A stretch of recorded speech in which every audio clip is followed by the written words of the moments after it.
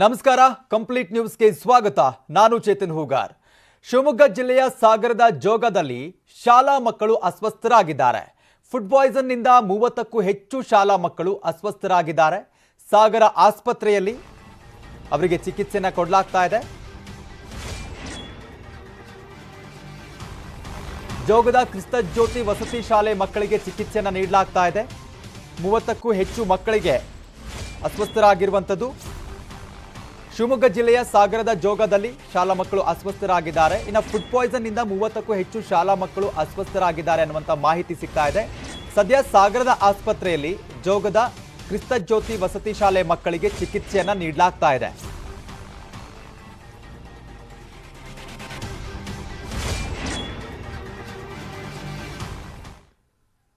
ವಂದೇ ಭಾರತ್ ಆಯಿತು, ಈಗ ಮಾಮೂಲಿ ರೈಲುಗಳ ಟಾರ್ಗೆಟ್. ಕಿಡಿಗೇಡಿಗಳಿಂದ ಚಲಿಸುವ ರೈಲಿನ ಮೇಲೆ ಕಲ್ಲು ತೂರಾಟ ನಡೆಸಲಾಗಿದೆ.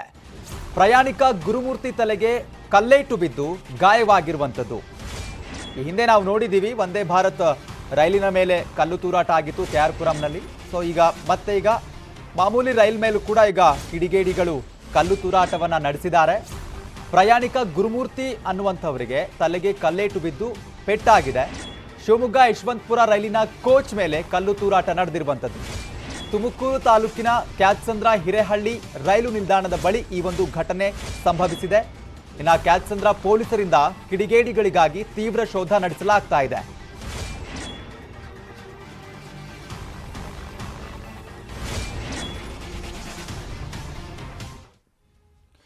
ಮುಸ್ಲಿಮರು ಶಿಶುನಾಳ ಶರೀಫರು ಕಲಾಂ ರೀತಿ ಇದ್ರೆ ನಮ್ಮವರು, ಬಿನ್ ಲಾಡೆನ್ ದಾವೂದ್ ಇಬ್ರಾಹಿಂ ಥರ ಇದ್ರೆ ಕಾಂಗ್ರೆಸ್ನವರು, ಅಂಥವರ ಮೇಲೆ ಸರ್ಜಿಕಲ್ ಸ್ಟ್ರೈಕ್ ಮಾಡ್ತೀವಿ ಅಂತ ಸಿಟಿ ರವಿ ಹೇಳಿಕೆಯನ್ನ ಕೊಟ್ಟಿದ್ದಾರೆ.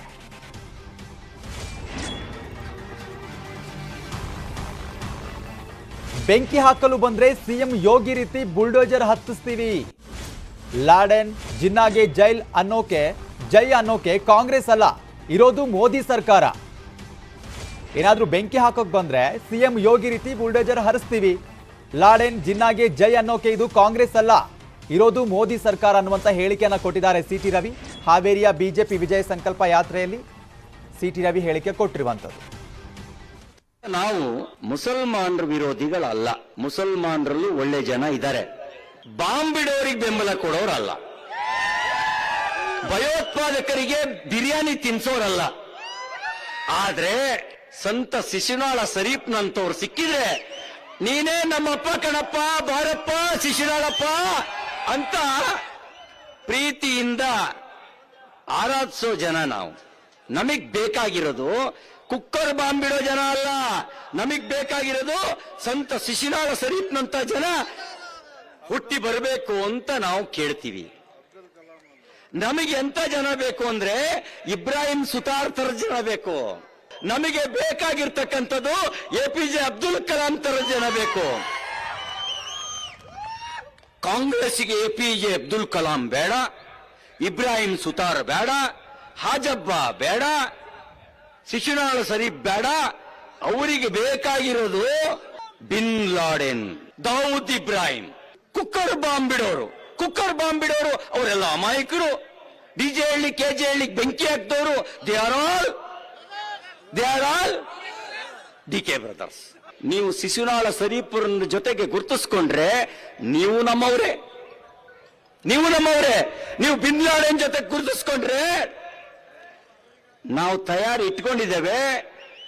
ಸರ್ಜಿಕಲ್ ಸ್ಟ್ರೈಕ್, ನೀವು ಬಾಂಬ್ ಹಾಕೋದಕ್ಕೆ ಬಂದ್ರೆ ಸರ್ಜಿಕಲ್ ಸ್ಟ್ರೈಕ್ ಮಾಡೋಕ್ ನಾವು ತಯಾರ್. ಬೆಂಕಿ ಹಾಕೋಕ್ ಬಂದ್ರೆ, ಬಾಂಬ್ ಬಿಡೋಕ್ ಬಂದ್ರೆ ಬುಲ್ಡೋಜರ್ ಚಾಲು ಇಡ್ತವೆ ಕರ್ನಾಟಕದಲ್ಲೂ, ಅದನ್ನು ತೋರಿಸ್ತೇವೆ. ನೀವು ಇಬ್ರಾಹಿಂ ಸುತಾರ್ ಆಗಿ ಬಂದ್ರೆ ನಮ್ ಜನ ಬಂದ್ರು ಅಂತ ಪ್ರೀತಿಯಿಂದ ತಪ್ಕೊಳ್ತೀವಿ. ನಿಮ್ದಕ್ಕೆ ಹಬ್ಬ ನಮ್ದಕ್ಕೆ ಹಬ್ಬ ಆಗುತ್ತೆ, ನಮ್ದಕ್ಕೆ ಹಬ್ಬ ನಿಮ್ದಕ್ಕೆ ಹಬ್ಬ ಆಗುತ್ತೆ.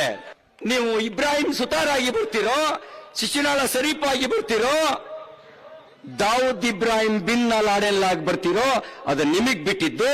ಜಿನ್ನಾನ ಮನಸ್ಥಿತಿಯಲ್ಲಿ ಇಟ್ಕೊಂಡು ಭಾರತದಲ್ಲಿ ಒಡೆಯೋ ಸಂಚು ಮಾಡಿದ್ರೆ, ಒಡೆಯೋ ಒಪ್ಪಂದಕ್ಕೆ ಸಹಿ ಹಾಕೋದಿಕ್ಕೆ ಇವತ್ತು ಕಾಂಗ್ರೆಸ್ ಇಲ್ಲ, ನೆಹರು ಇಲ್ಲ, ಇವತ್ತಿರ್ತಕ್ಕಂಥದ್ದು ಭಾರತೀಯ ಜನತಾ ಪಾರ್ಟಿ, ಮೋದಿ ಇರ್ತಕ್ಕಂಥದ್ದು.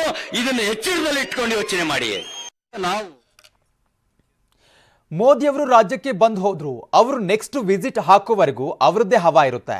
ಇದಕ್ಕೆ ಸಾಕ್ಷಿ ಬೆಂಗಳೂರು ಮೈಸೂರು ಎಕ್ಸ್ಪ್ರೆಸ್ ಹೆದ್ದಾರಿ. ಒಂದೇ ಮಳೆಗೆ ಮುಳುಗಿದ ಹೆದ್ದಾರಿ ಅವಾಂತರ ಈಗ ರಾಜಕೀಯ ಕೆಸರೆರ ಚಾಟಕ್ಕೂ ನಾಂದಿ ಹಾಡಿದೆ.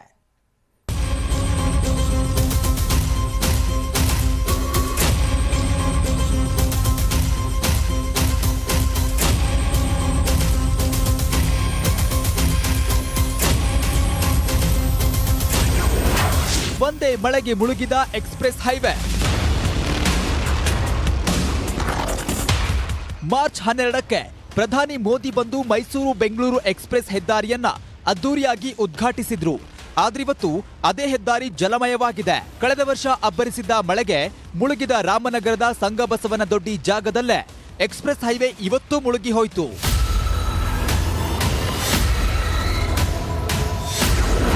ಮುಳುಗಿದ ಹೈವೇಯಲ್ಲಿ ಕೆಟ್ಟು ನಿಂತ ಕಾರು, ನಿಯಂತ್ರಣ ತಪ್ಪಿದ ಲಾರಿಯಿಂದ ಅಪಘಾತ.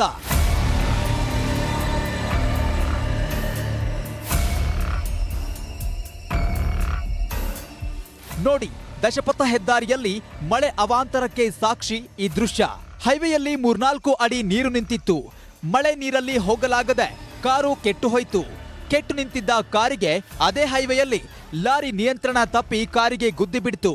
ಅದೃಷ್ಟಕ್ಕೆ ಯಾರಿಗೂ ಏನೂ ಆಗ್ಲಿಲ್ಲ.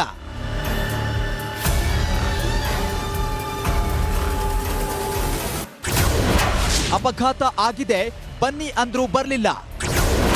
ಹೆದ್ದಾರಿ ಪ್ರಾಧಿಕಾರದ ಮೇಲೆ ಜನಾಕ್ರೋಶ. ಮೈಸೂರು ಬೆಂಗಳೂರು ಹೈವೇಯಲ್ಲಿ ಅಪಘಾತ ಆಗಿದೆ, ನೀರು ನಿಂತಿದೆ, ಸಮಸ್ಯೆ ಆಗ್ತಿದೆ ಬನ್ನಿ ಅಂತ ಜನ ಗೋಗರೆದ್ರು. ಹೆದ್ದಾರಿ ಪ್ರಾಧಿಕಾರದವರು ಬರ್ಲಿಲ್ಲ. ಆಗ ಜನ ಸಿಟ್ಟಾದ್ರು, ಛೀ ಥೂ ಅಂದ್ರು.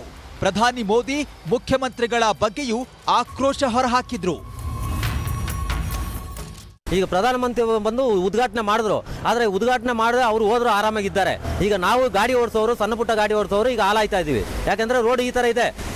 ನನ್ನ ಮುಂದೆನೆ ಈಗ ರೈಟ್ ಸೈಡ್ ಅಲ್ಲಿ ಒಂದು ಆಕ್ಸಿಡೆಂಟ್ ಆಯ್ತು, ಎಲ್ಲ ಎತ್ತಾಕೊಂಡು ಹೋದ್ರು ಈ ನೀರಿಂದನೇ. ಪ್ರಧಾನಿ ಗೊತ್ತಿಲ್ಲ ಈ ರೋಡ್ ಇಷ್ಟೊಂದು ವಿಚಿತ್ರವಾಗಿದೆ ಅಂತ. ಅದಕ್ಕೆ ಪ್ರಧಾನಮಂತ್ರಿ ಅವ್ರನ್ನ ನೀಟಾಗಿ ಅವರು ಏನ್ ಮಾಡಿದ್ದಾರೆ, ಹುಲ್ಲು ಮಾಡಿದ್ದಾರೆ. ಅವರು ಮೈಸೂರಲ್ಲಿ ಉದ್ಘಾಟನೆ ಮಾಡಬೇಕಿತ್ತು, ಮಂಡ್ಯದಲ್ಲಿ ಕರ್ಕೊಂಡ್ ಬಂದಿದ್ದಾರೆ. ಅಂದ್ರೆ ಮಂಡ್ಯ ಎಲೆಕ್ಷನ್ ಇಲ್ಲಿ ಪದೇ ಪದೇ ಒಂದು ಸಾಧಾರಣ ಮಳೆ ಆದರೂ ಕೂಡ ಪದೇ ಪದೇ ಇದೇ ಪ್ರಾಬ್ಲಮ್ ಆಗ್ತಾ ಇದೆ. ಇದು ಕಳೆದ ಬಾರಿ 1 ವರ್ಷದಿಂದ ಈ ಸಮಸ್ಯೆ ಉದ್ಭವ ಆಗ್ತಾನೆ ಇದೆ. ಈ ಸಮಸ್ಯೆನ ಅವ್ರು ಬಗೆಹರಿಸ್ತಾ ಇಲ್ಲ ಸರ್. ಇಲ್ಲಿ ಸರಿಯಾದಂಥ ನೀರು ಆಚೆ ಹೋಗೋದಕ್ಕೆ ವ್ಯವಸ್ಥೆ ಮಾಡಬೇಕು, ಮಾಡ್ತಾ ಇಲ್ಲ ಅವರು. ಇಲ್ಲಿ ಏನಾಗಿದೆ ಅಂದರೆ ಈಗ ಟೋಲ್ ಸಂಗ್ರಹ ಮಾಡ್ತಾ ಇದ್ದಾರೆ, ಜನಗಳ ಆಕ್ರೋಶಕ್ಕೆ ಇವರು ಕಾರಣ ಆಗ್ತಾ ಇದ್ದಾರೆ ಸರ್. ಕಾರಣ ಅಂದರೆ ಅವೈಜ್ಞಾನಿಕ ರೀತಿ ವರ್ಕ್ ಮಾಡಿರೋದು. ಇಲ್ಲಿ ಈಗ ಸರಿಯಾದಂಥ ರೀತಿಯಲ್ಲಿ ವರ್ಕ್ ಮಾಡಿದರೆ ಈಗ ಯಾರು ನೀರನ್ನ ಇಲ್ಲಿ ನಿಲ್ಲಿಸೋದಕ್ಕಾಗಲ್ಲ. ಮಾಧ್ಯಮಗಳಲ್ಲಿ ವರದಿ ಆಗ್ತಿದ್ದಂತೆ ಹೆದ್ದಾರಿ ಪ್ರಾಧಿಕಾರದವರು ಓಡೋಡಿ ಬಂದ್ರು. ಜೆಸಿಬಿ ಹಾಗೂ ಹಿಟಾಚಿ ವಾಹನಗಳ ಮೂಲಕ ಡ್ರೈನೇಜ್ ವ್ಯವಸ್ಥೆ ಮಾಡಿ ನೀರು ಹೊರಹಾಕಿದ್ರು. ಇನ್ನೊಂದು ಕಡೆ ಪ್ರತಿಭಟನೆಯೂ ನಡೀತು. ಜೊತೆಗೆ ರಾಜಕೀಯ ಸಮರಕ್ಕೆ ಕಳಪೆ ಕಾಮಗಾರಿ ವೇದಿಕೆ ಆಯ್ತು. ನೋಡಪ್ಪ, ಇನ್ನೂ ಸರಿಯಾದ ರೀತಿಯಲ್ಲಿ ಕೆಲಸ ಪೂರ್ಣ ಆಗಿರಲಿಲ್ಲ. ತರಾತುರಿನಲ್ಲಿ ಎಲೆಕ್ಷನ್ ದೃಷ್ಟಿಯಿಂದ ಓಪನ್ ಮಾಡಿದ್ರು. ಸುಮಾರು ಇನ್ನೂ 20% 25% ಕೆಲಸ ಉಳಿದಿತ್ತು.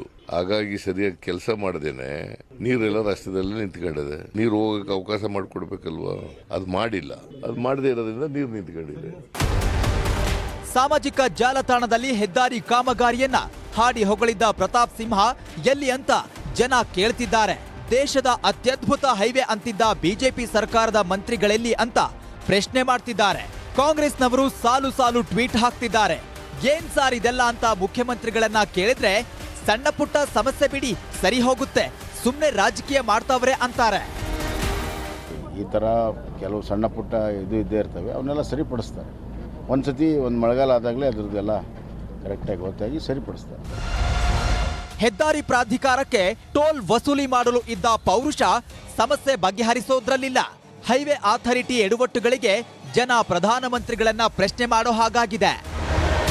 Bureau report, news 18.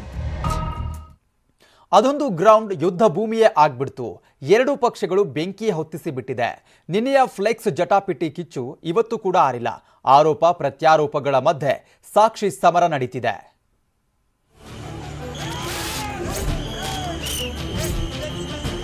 ನಾಳೆ ಬೆಂಗಳೂರಿನ ಗೋವಿಂದರಾಜನಗರದ ಬಿಜಿಎಸ್ ಕ್ರೀಡಾಂಗಣದಲ್ಲಿ ಕಾಂಗ್ರೆಸ್ ಮಹಿಳಾ ಜಾಗೃತಿ ಸಮಾವೇಶ ಹಮ್ಮಿಕೊಂಡಿದೆ. ಸಮಾವೇಶಕ್ಕೆ ಅಂತ ನಿನ್ನೆ ಕಾಂಗ್ರೆಸ್ ಫ್ಲೆಕ್ಸ್ ಬ್ಯಾನರ್ ಕಟ್ಟಲು ಮುಂದಾದಾಗ ಬಿಜೆಪಿ ಕಾರ್ಯಕರ್ತರು ಅಡ್ಡಿಪಡಿಸಿದ್ರು. ಆಮೇಲೆ ಎರಡೂ ಪಕ್ಷದವರು ಕೈ ಮಿಲಾಯಿಸಿ ರಣಾಂಗಣ ಮಾಡಿದ್ರು.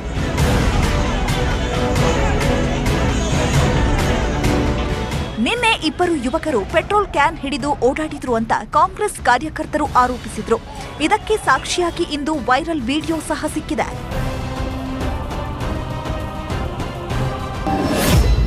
ಒಂದು ಫ್ಲೆಕ್ಸ್, ಎರಡು ಪಕ್ಷಗಳ ಕಲಹ, 3 ಎಫ್ಐಆರ್.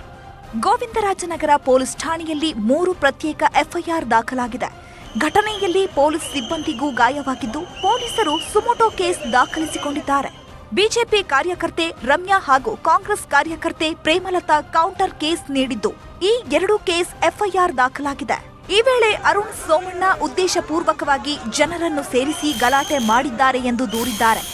ಕೆಲವು ಕಿಡಿಗೇಡಿಗಳು, ನಾನು ಅವ್ರನ್ನ ಬಿಜೆಪಿ ಕಾರ್ಯಕರ್ತರು ಅಂತ ಹೇಳೋದಕ್ಕೆ ಇಷ್ಟಪಡೋದಿಲ್ಲ, ಕೆಲವು ಬಿಜೆಪಿ ಅವರು 4-5 ಜನ ಬಿಜೆಪಿ ಕಾರ್ಯಕರ್ತರು ಅಲ್ಲಿ ಬಂದಿದ್ದಂತ ರೌಡೀಸ್ ಆಂಟಿ ಸೋಷಿಯಲ್ ಎಲಿಮೆಂಟ್ಸ್ ಯಾರ್ಯಾರಿದ್ದು ಅವರೆಲ್ಲರದು ವಿಡಿಯೋ ಇದೆ. ಅವ್ರನ್ನ ಬಂಧನ ಆಗ್ಲೇಬೇಕು, ಅವರು ಪ್ರಾಪರ್ ಆಗಿ ಪೊಲೀಸ್ ತನಿಖೆ ಆಗಲೇಬೇಕು. ನಮ್ಮ ಕಾರ್ಯಕ್ರಮ ಯಾವ ರೀತಿ ನಡೀತಾ ಇತ್ತು ಆ ರೀತಿ ನಡೆಯೋದಕ್ಕೆ ಸುಗಮವಾದಂತ ಒಂದು ನಮಗೆ ಪರ್ಮಿಷನ್. ಅರುಣ್ ಸೋಮಣ್ಣ ಕಳೆದ್ರು, ತುಂಬಾ ಜನ ಮಹಿಳೆಯರು ಪುರುಷರು ಎಲ್ಲ ಸೇರ್ಕೊಂಡು ನಾವು ಮಾಡಬಾರ್ದು, ಏನಕ್ಕೆ ಬರ್ತೀರಾ ಇದು ಸೋಮಣ್ಣ ಅವ್ರು ಮಾಡ್ತಿರೋದು ಕ್ರೀಡಾಂಗಣ, ನೀವೇನಕ್ಕೆ ಬರ್ತೀರಾ, ಕಾರ್ಯಕ್ರಮ ಯಾವುದೇ ಕಾರಣಕ್ಕೂ ನಡೀಕೂಡುದು ಅಂತ ಅಪೋಸ್ ಮಾಡಿದ್ರು. ಕಾಂಗ್ರೆಸ್ ಆರೋಪವನ್ನ ವಿ ಸೋಮಣ್ಣ ಹಾಗೂ ಬಿಜೆಪಿಯವರು ತಳ್ಳಿ ಹಾಕಿದ್ರು. ಒಂದು ಎಲ್ಲ ನಡೀತಾ ಇರ್ತಾವೆ ಕಣಪ್ಪ, ಬೆಂಗಳೂರಲ್ವಾ ಎಲ್ಲ ನಡೀತಾ ಇರ್ತವೆ. ಏನಾಗಿದೆ, ಧೃತಿಗೆಟ್ಟವ್ರೆ, ಅವ್ರಿಗೆ ಏನು ಮಾಡಿಲ್ಲ. 10 ವರ್ಷ ಅಪ್ಪ ಮಗ, 15 ವರ್ಷ ಅಪ್ಪ, ಇಬ್ಬರು ಹೀನಾಯವಾಗಿ ತಮ್ಮ ತನನ ಕಳ್ಕೊತಾ ಇದ್ದಾರೆ. ನಾನು ಸ್ವಲ್ಪ ಹೂ ಅಂದರೆ ಹುಯ್ಯಾಗ್ಬಿಡ್ತವೆ, ಅದು ಹಾಕಕ್ಕೆ ಬಿಡೋದಿಲ್ಲ. ಈಗ ನಾವು ಕಂಪ್ಲೇಂಟ್ ಅವರು ಕಾರ್ಯಕ್ರಮ ರದ್ದು ಮಾಡಬೇಕಂತ ಹೇಳಿದ್ದೇವೆ, ರದ್ದು ಮಾಡಿದ್ದಾರೆ. ಕಾರ್ಯಕ್ರಮ ಈಗಾಗಲೇ ರದ್ದು ಮಾಡಿಬಿಟ್ಟಿದ್ದಾರೆ. ಜೊತೆಗೆ ಯಾರ್ಯಾರ್ದು ಹೆಸರು ನಿನ್ನೆ ಮಿಸ್ ಆಗಿದೆಯಾ ಅದನ್ನು CCTV ಎಲ್ಲ ಫುಟೇಜ್ ತೆಗೆದುಬಿಟ್ಟು ಅವ್ರ ಹೆಸರು ಸೇರಿಸಬೇಕು. ಯಾಕಂದ್ರೆ ಹೊರಗಡೆಯಿಂದ ಕಲ್ಲು ಹೊಡೆದಿದ್ದಾರೆ, ಆದ್ರಿಂದಾಗಿ ಅವ್ರ ಮೇಲೆ ಕ್ರಮ ಕೈಗೊಳ್ಳಬೇಕು. ಗೋವಿಂದರಾಜನಗರ ಕ್ಷೇತ್ರದ ಕಾಂಗ್ರೆಸ್ ಮಹಿಳಾ ಸಮಾವೇಶಕ್ಕೆ ಬಿಬಿಎಂಪಿಯವರು ಕೊಟ್ಟಿದ್ದ ಅನುಮತಿಯನ್ನೇ ರದ್ದು ಮಾಡಿದ್ದಾರೆ.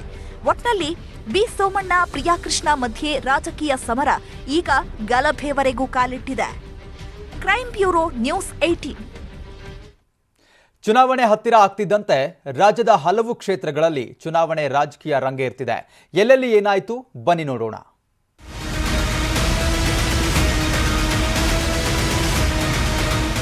ಹಾಸನದಲ್ಲಿ ಜೆಡಿಎಸ್ ಟಿಕೆಟ್ ದಂಗಲ್ ಜೋರಾಗಿದ್ದು, ಭವಾನಿಗೆ ಸಿಗದ ಟಿಕೆಟ್ ಸ್ವರೂಪ್ಗೂ ಸಿಗಬಾರದು ಅನ್ನೋ ದಾಳ ಉರುಳಿಸಿದ್ದಾರೆ ಎಚ್.ಡಿ. ರೇವಣ್ಣ.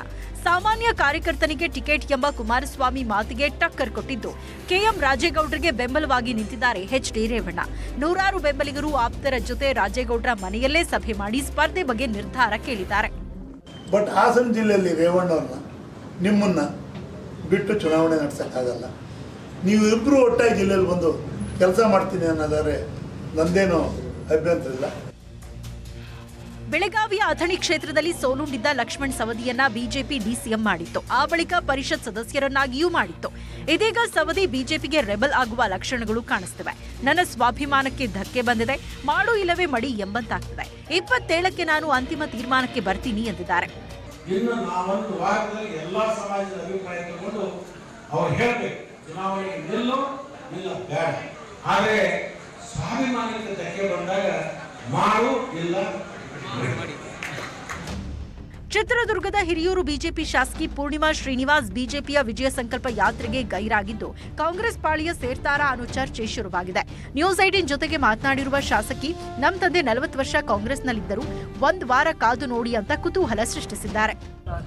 ನಮ್ಮ ತಂದೆಯವರು 40 ವರ್ಷ ಕಾಂಗ್ರೆಸ್ನಲ್ಲಿ ಇದ್ದಂಥವರು, ಒಬ್ಬ ಉತ್ತಮವಾಗಿ ಆಡಳಿತವನ್ನು ನಡೆಸಿದಂಥವರು.